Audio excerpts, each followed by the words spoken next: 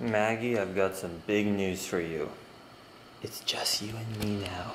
The house is empty. All she wants to do is play ball now because it's the morning. Good morning. Hare Krishna. Buenos dias. Sitaram. Let's go play frisbee. But Ben left this morning. He had an early flight back to the Bay Area. And it's just me and Mags now in the house. Oh my gosh. Watch how obsessed she is. Look at that face. That's only the face of someone who has the passion of a Buddhist monk who will never have sex or never make money again. Look at her. She has a one-pointed focus. She is in meditation of frisbee throwing. Maggie, you're very inspiring to me. And Hare Krishna! First one of the day. She's got it. That's my girl. Rip it apart. Show him who's boss. Yeah, that's right. Yeah, rip him apart.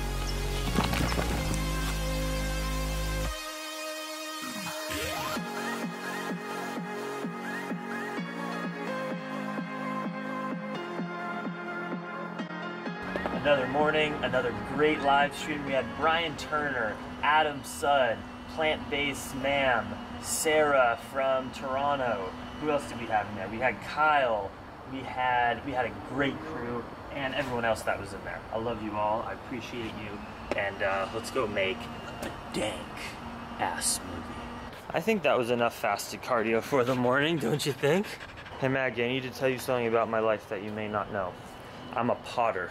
Might not seem it because I live on a bicycle and I don't make pots often, but shout out to my mom for planting the most beautiful succulents in my handmade pottery. These are bowls that I made. Those are the dishes. That one's a bit small, but I made the dish and the bowl. These are beautiful large flower pots. One day, my friends, you will be watching this YouTube channel and I won't only be just a YouTuber and bike traveler, but I will be a potter in a small town with a farm, just providing fruits, veggies, and pottery to a local community.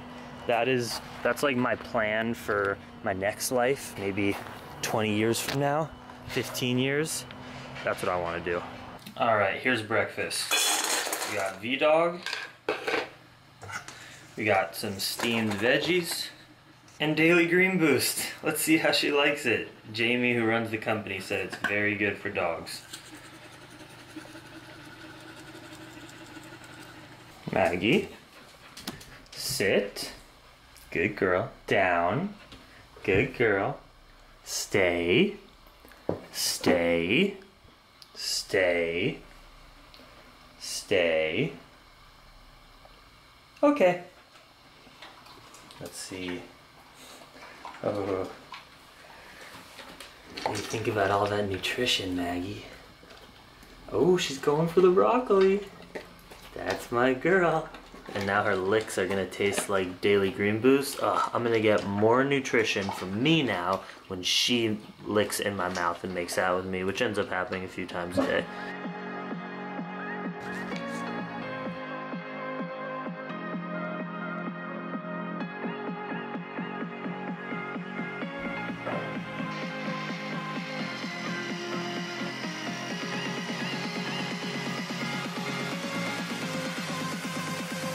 Just made some Indian black tea with ginger from the black tea that Honey gave me a couple weeks ago. Just like simmered it for 10 minutes with ginger, and now I'm gonna strain it. Wish me luck.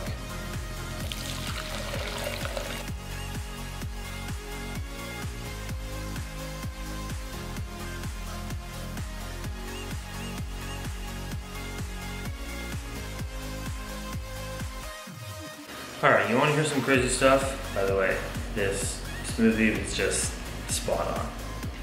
I'm a digital nomad, I'm a millennial, I'm an open-minded person trying to figure out the new modern world and how it's evolving. So Bitcoin is obviously something that has been in the internet conversation for a long time. Let me explain to you from a novice myself what it is. Some of you are probably going to cringe super hard, but what I think Bitcoin is a form of universal currency that bypasses the banking system. So when you put your money in a mainstream bank, Wells Fargo, Chase Bank, Citibank, whatever, you are putting your cash that you make into that bank. They then invest it and actually spend your money to make more money for themselves and a little bit for you in interest. And they invest in things like oil and gas and things that probably are not sustainable, that I don't really agree with. And that's why there are other banks like credit unions or more ethical banks that have a portfolio where they'll invest your money into things that you feel ethically okay with. But if you're in one of these big banks, these banks are literally making money off of your money for things that you don't believe in. It's just such a flawed, bad system. And then let's say I wanted to transfer some money to someone in another country, but my bank didn't work with that country, and it's so outdated and clearly not a great model for the future.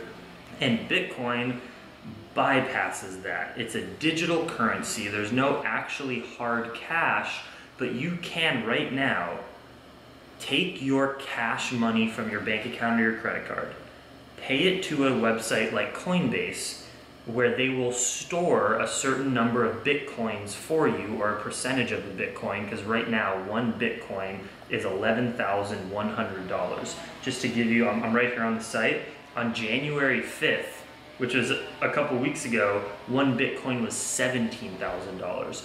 So if you buy a Bitcoin today at 11,000 and then next month it's at 17,000, it's hard for me to process on the spot how much profit you would make, but that's enough to literally make a profit, because you can buy and sell Bitcoin with your hard cash on this website at any given time.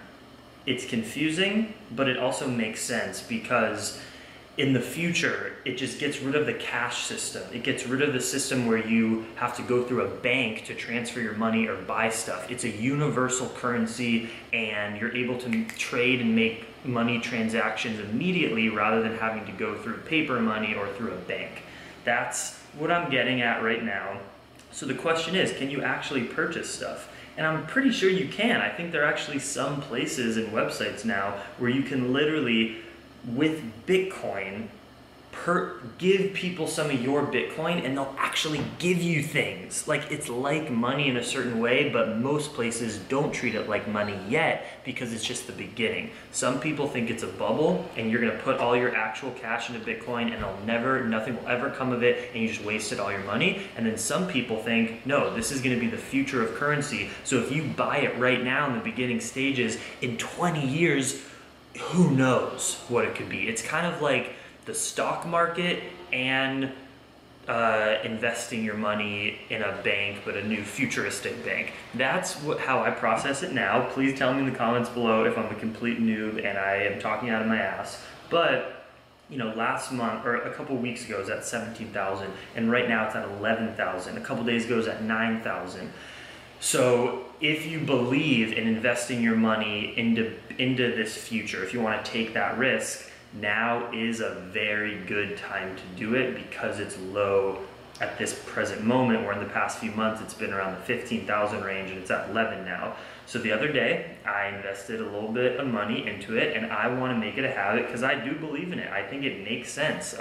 It's risky, but how cool would that be if it really paid off in the future? So I think I'm gonna invest a little bit of money, honestly not that much, like a small fraction of my monthly income, maybe every 2 weeks or every month, into Bitcoin, just to see what happens. And I'm gonna buy some more right now because it's low, and tell me if you think I'm crazy or if this is a good idea.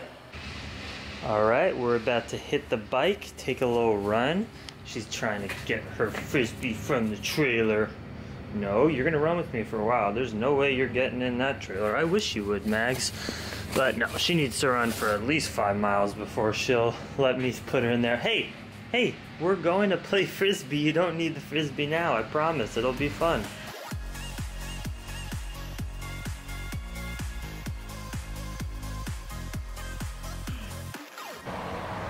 Every day, my friends, things come more into alignment. So a few things just happened. First off, I knew the system that I had where I was holding her leash with my hand as she ran by me wasn't sustainable. It hurts. It's just too much work for my hand. Plus, yeah, I want to be able to be hands-free, so I finally got the confidence that I could try to put the leash right here with some slack so she could run by me, and we just did it for about 2 miles, and it was perfect. Because I'm like heavy and sitting right here, even if she does stop for a second and jolt me, it just gives her a little tug, and I almost don't even feel it, and then she keeps going with me. So I'm really happy we've got that system down. I don't have to hold it with my hand and wrap it around. She was great. We did about 2 miles, and Maggie just got into the trailer. No fuss. I gave her some treats. She's got some toys in there, and we're gonna see if we can ride around. Stop it. Hey, drop it. Come on. Come on.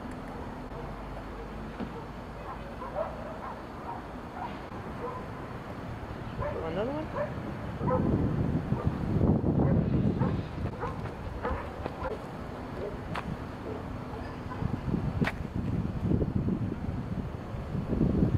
All right, that was an epic session. I think she's just about spent. She's chilling by the bike in the shade. I think that means it's time to go home. And I'm not nervous, but Maggie responds to fear 100%. Like when Adam came to our house, Adam's a perfect example of someone that has no fear of something like a dog, and his energy, within 10 minutes, they were playing and she was licking his face, whereas other people that are a bit more submissive and afraid of dogs, she can read that energy and she's like uncomfortable with it. She nips at their feet and just sort of acts all weird and growls and barks at them. Only when we're in our house, by the way. Like out here on the park, she could go up to anyone and lick their face. She's fine. She's just built a territorial thing with our house. So whenever we bring in new people, if they're a little bit nervous of dogs, it's just not fun. And I hate because people get like the image that she's some vicious, mean dog when they come to the house, and she's so not. She's just protective and territorial. And my grandma's coming over, which is great, to come hang out and see me. But I'm a little bit nervous about how Maggie will react to that. Just please, Maggie, don't bite Goggy. And I got her back in. That was pretty easy. It wasn't totally easy. She didn't like jump in it. She still just laid down on her back so that I couldn't try to get her in, but after a couple tries, she got in. And now we're almost home. Gonna go short ride back.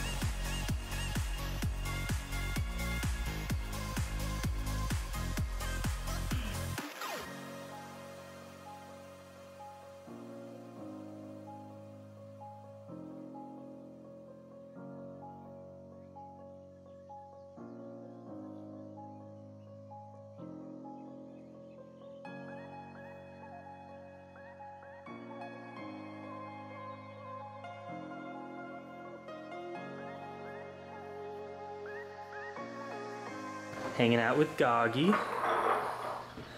Do you think we look alike, Goggy? I hope so. I think you're prettier, but oh, I hope so. How do you like Mr. Ha's pears? Oh, they're absolutely delicious. Yes. They're really sweet, and the minute I eat one, I want to eat more. That's what fruit does to you. Yeah, well, fruit does a lot of good things. Amen to that. And Maggie was very sweet with you right away. She could tell your energy, your animal-loving energy. I'm an animal lover. People don't know this in my YouTube channel. They don't. But I got my love for animals from you. And tell them what you want when I'm no longer here. What do you mean? I don't know. Quacky? Oh, the painting of you and Quacky? So tell my viewers about Quacky. You want to see a picture? I do. Okay. Well, Quacky was Goggy's pet duck. Or was she a goose? A duck. She was a duck, and you had her in Beverly Hills in your backyard. Or would she come in the house too? Yes, it was terraces. Okay. And for Easter one time, my father gave us 4 ducks for Easter. But did he give them to you in the way a parent would give a dog, or were they supposed to just kind of be ducks that were in a pond in the backyard? Because Quacky turned out to be your companion. They didn't live in a pond. I would pick up the duck and take the duck to Holmby Park, which is about 2 blocks away. I grew up going there. And I would put Quacky in the ponds. They had ponds there at that time. And I would put Quacky in the pond, and Quacky would swim and so forth. And all the neighborhood kids were there, and there were no adults. Yes. You know, it was a very safe time. Sounds so much fun. I would. It's like me playing with Bill, my snake, when I was 9 years old at a park somewhere. Yeah. Okay. And did you find Quacky on there? And pardon me. Did you find Quacky? Yeah, You're still looking. Here it is. Cool. So that was a painting. Who did that painting? Do you remember? Patterson. And that's LA Country Club in the background. Wow. She was that big. She was huge. Well, you were obviously but 8, but wow, that was a portrait, but I can show you the picture. So cool. So that was in like, oh my god, that was so long ago. 1944. Wow. And you can tell how that is like literally magical. They really loved me. Oh yeah, you can see. And up until this day, my cell phone quacks. Yeah. Yeah. That's your spirit animal. Yeah, my spirit animal. All right, Buckley, stay in here. All right, love you, Goggy. All right, thanks so much. Yeah, of course. Okay. See you at the farmer's market. There's more to come. Awesome. Okay, baby is finally relaxing. Yes. You know how amazing and crazy you've been today, girl? Grab a bowl and do your thing. What's up, guys? Leave a comment down below if you recognize this face. I used to have blue hair. Shit, yeah. Red hair. But remember the guy I eat ice cream with and can dance really well? That's this guy. What do we got today, Maggie, for dinner? These are navy beans with tomato, like strained tomatoes, a little soy sauce and nutritional yeast and paprika. I've never had it, but I'm assuming it's great. I haven't even tried it. That's a purple potato. Why don't you open that up for me real quick for the vlog? Just like open it up with your hands. Yeah. Here, what are you expecting to see? A purple potato. Here, pretend I didn't say purple. What would you expect to see? I would expect purple. I'm seeing some purple. Let's check out how epic this is. It's hot! Oh! A deep purple. Surprise! A deep purple. Dude, that's what the farmer's market does to you. Oh my. That's pretty epic. Gosh. That's a Vikings fan potato right there. Here's a purple sweet potato. Here's an orange sweet potato. Here's a kabocha squash that's gonna taste so epic, and that's white in there. Who knows with the plant kingdom what you're gonna get? Literally incredible. Oh my god. Here's Maggie's dinner tonight. We got V-Dog kibble, got some brown rice, sweet potato, steamed broccoli, and that's about it. Looks good, right, Mags? Okay. How yummy is that, Mags? You're getting so healthy.